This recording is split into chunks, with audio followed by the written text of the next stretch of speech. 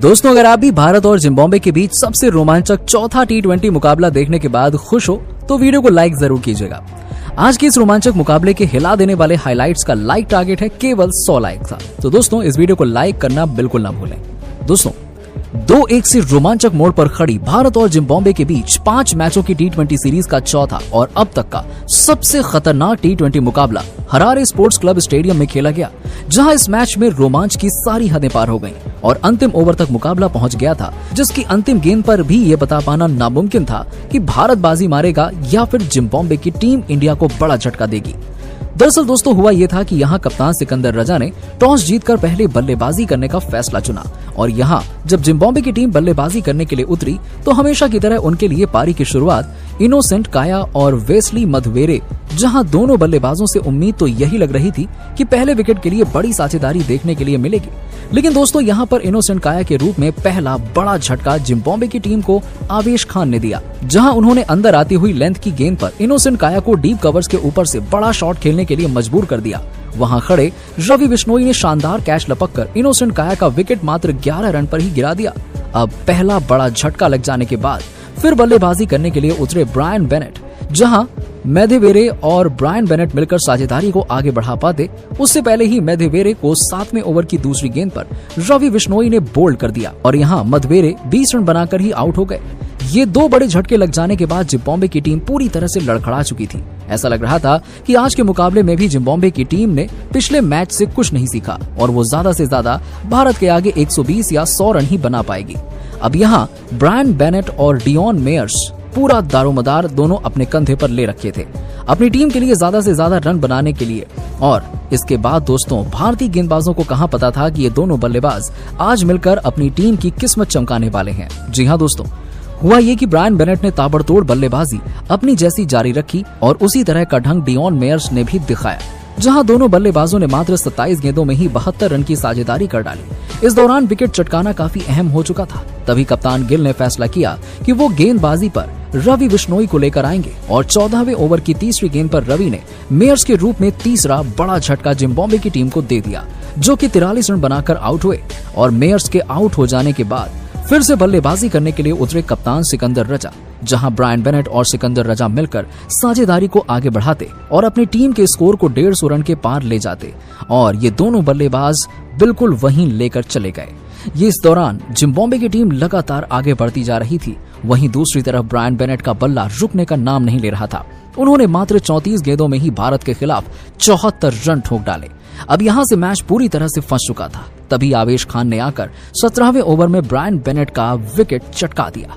74 run बनाकर इस मुकाबले में आउट हुए और ब्रायन बेनेट का विकेट गिर जाने के बाद भारतीय टीम को चैन की सांस आई। और इस बीच ब्रायन बेनेट के आउट हो जाने के बाद उतरे जोनाथन कैंपेबल, जहां जोनाथन कैंपेबल और सिकंदर रजा ने मिलकर अपनी टीम को 200 के पार पहुंचाया। इस दौरान सिकंदर रजा ने जहां 53 रन बनाए तो वहीं पे जोनाथन कैंपेबल ने 10 रन की पारी खेली और जिम्बाब्वे की टीम 20 ओवर में 5 विकेट के नुकसान पर भारत के खिलाफ 213 रन बनाने में कामयाब रही। और इस दौरान भारत के लिए सबसे ज्यादा 3 विकेट आवेश खान के नाम रहे, तो वहीं पे 2-2 विकेट रवि बिश्नोई और मुकेश कुमार के नाम रहे।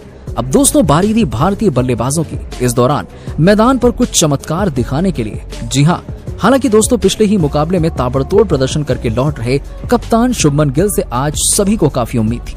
लेकिन दोस्तों, जब शुभमन गिल और अभिषेक शर्मा ने पारी की शुरुआत की तो आज गिल काफी बड़ी गलती कर बैठे। पिछले मुकाबले की गलती आज जिम्बाब्वे की टीम ने दोहराई नहीं और कप्तान गिल को पहले ही ओवर में खुलेआम छूट दे दी कि आप बस चौके लगाइए, और इसी चाल में वो फंस गए। जी हाँ, जहां पहला ओवर करवाने के लिए आए थे जिम्बाब्वे के लिए टेंडाई चतारा, उनकी अंदर आती हुई लेंथ की स्लोअर 1 गेंद पर शुभमन गिल को उन्होंने फंसा लिया और गिल आज के इस मुकाबले में मात्र 11 रन ही बनाकर आउट हो गए, वो भी 4 गेंदों में। अब दोस्तों, गिल का विकेट गिर जाने के बाद अब भारतीय टीम काफी ज्यादा दबाव में आ चुकी थी। जब गिल आउट हो गए तो बल्लेबाजी करने के लिए उतरे ऋतुराज गायकवाड़, जहां ऋतुराज गायकवाड़ और अभिषेक शर्मा पर हर किसी की निगाहें थी। ये दोनों बल्लेबाज दूसरे विकेट के लिए कितने रन जोड़ पाते हैं। इस दौरान सब कुछ सही चल रहा था, लेकिन दोस्तों, आगे क्या होने वाला है इसका अंदेशा किसी को भी नहीं था। हुआ ये कि ऋतुराज गायकवाड़ को बढ़िया लय से बल्लेबाजी कर रहे थे। उन्हीं के रूप में भारतीय टीम को दूसरा बड़ा झटका लगा। जी हाँ दोस्तों, ऋतुराज गायकवाड़ बाहर जाती हुई आउटसाइड ऑफ की गेंद को गलती से छू बैठे हालांकि ये गेंद पूरी तरह से वाइड हो जाती अगर ऋतुराज गायकवाड़ गेंद को जाने देते, लेकिन उन्होंने बल्ला बीच में अड़ा दिया और पीछे खड़े विकेट कीपर बल्लेबाज क्लाइव मंडाडे ने ऋतुराज गायकवाड़ का कैच लपक लिया और 14 रन बनाकर ऋतुराज गायकवाड़ आउट हो गए। अब दोस्तों, भारतीय टीम को 2 बड़े झटके मात्र 33 रन के कुल स्कोर पर ही लग चुके थे।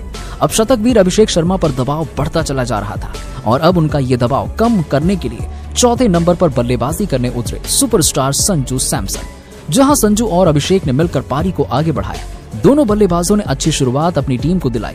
इस बीच 50 रन की साझेदारी भी हुई, जो टीम इंडिया की जीत के लिए बेहद महत्वपूर्ण मानी जा रही थी।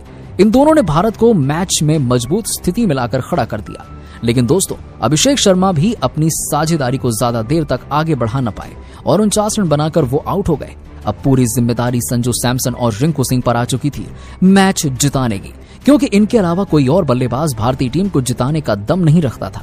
अब दोस्तों, यहाँ रिंकू सिंह और संजू सैमसन मिलकर साझेदारी को आगे बढ़ाते हुए अंतिम ओवर तक ले जाते हैं। लेकिन दोस्तों, इस बार गौर करने वाली बात यह है कि रिंकू सिंह ने संजू पर ज्यादा भरोसा नहीं दिखाया, क्योंकि अहम मौके पर संजू अक्सर अपना विकेट गंवा देते हैं। इसीलिए उन्होंने पूरी जिम्मेदारी अपने सर पर ली और यहाँ पर रिंकू सिंह ने सबसे पहले तो मात्र 18 गेंदों में अपना अर्धशतक पूरा किया और अर्धशतक जड़ने के बाद वो अपने शतक की ओर आगे बढ़ चले। इस दौरान अंतिम ओवर तक जब मैच पहुंचा तो भारत को जीतने के लिए 6 गेंदों में 21 रनों की दरकार थी। अब स्ट्राइक पर संजू सैमसन थे और अंतिम ओवर करने के लिए आए थे ब्लेसिंग मुजरवानी और इनको कप्तान ने भेजा था विकेट निकालने के लिए। अब यहाँ पहली गेंद ब्लेसिंग मुजरवानी ने यॉर्कर लेंथ पर डाल दी, जो कि संजू से पूरी तरह से मिस हो गई और कोई रन नहीं मिला। अगली गेंद पर संजू ने 2 रन भागे और फिर यहाँ से भारतीय टीम को 4 गेंदों में 19 रन की दरकार थी। संजू अभी भी स्ट्राइक पर मौजूद थे और दोस्तों, संजू शॉट लगाने की कोशिश तो बहुत कर रहे थे, लेकिन उनके बल्ले पर गेंद टच नहीं हो रही थी, जिसके चलते यहाँ जिम्बाब्वे की टीम पूरी तरह से फुल फॉर्म में थी। वहीं इस मुकाबले को जीतेंगे ऐसा लग रहा था, लेकिन दोस्तों, जैसे तैसे करके तीसरी गेंद को लेग साइड की तरफ खेलकर संजू ने 1 रन भाग लिया और अब स्ट्राइक पर आ गए थे हमारे सबसे बेस्ट अभी तक के फिनिशर रिंकू सिंह, जहां रिंकू सिंह के आगे 3 गेंद पर 3 छक्के लगाने थे और तभी भारतीय टीम ये मुकाबला जीत पाती, क्योंकि 3 गेंदों पर 18 रन चाहिए थे भारत को। अब चौथी गेंद को रिंकू सिंह ने सामने की तरफ छक्का जड़ दिया। 5वीं गेंद को डीप कवर के ऊपर से एक और आसमानी छक्का जड़कर रिंकू सिंह ने भारतीय टीम को जीत की दहलीज पर पहुंचा दिया। अब मात्र 1 गेंद बची हुई थी और मैच जीतने के लिए 6 रन चाहिए थे। रिंकू सिंह बखूबी जानते थे कि ब्लेसिंग मुजरवानी वाइट यॉर्कर लेंथ डालने की कोशिश करेंगे और इसीलिए रिंकू सिंह ने पहले से ही अपनी आंखें जमा रखी थी और अपने बल्ले को एकदम परफेक्ट स्विंग दिखाते हुए उन्होंने डीप मिड विकेट के ऊपर से महेंद्र सिंह धोनी के अंदाज में मैच विनिंग 6 ठोक दिया, जिसके चलते भारतीय टीम के होनहार बल्लेबाज रिंकू सिंह ने इस दौरान अपना शतक तो पूरा किया, साथ ही 110 रन की उन्होंने पारी खेली और अपने शतक के साथ उन्होंने भारतीय टीम को मैच जितवा दिया। बाकी इस मुकाबले में संजू के बल्ले से 35 रन निकले। हालांकि दोस्तों, हम आपको बता दें कि भारत और जिम्बाब्वे के बीच खेला गया ये इंट्रा स्क्वाड और अभ्यास सत्र का मुकाबला, जिसमें भारतीय टीम की जीत हुई। बाकी अब आपकी क्या राय है भारतीय टीम की ऐसी ही बल्लेबाजी और गेंदबाजी को देख लेने के बाद, और आप टीम इंडिया को 10 में से कितने नंबर देना चाहेंगे ऐसी परफॉर्मेंस के लिए? अपनी कीमती राय नीचे में कमेंट सेक्शन में जरूर दीजिएगा। और आपको क्या लगता है कि 14 T20 मैच में टीम इंडिया जीतेगी या फिर नहीं? अपनी राय नीचे हमें कमेंट सेक्शन में जरूर बताइए और ऐसी ही शानदार खबरों के लिए हमारे वीडियो को लाइक करके चैनल को सब्सक्राइब करना ना भूलें।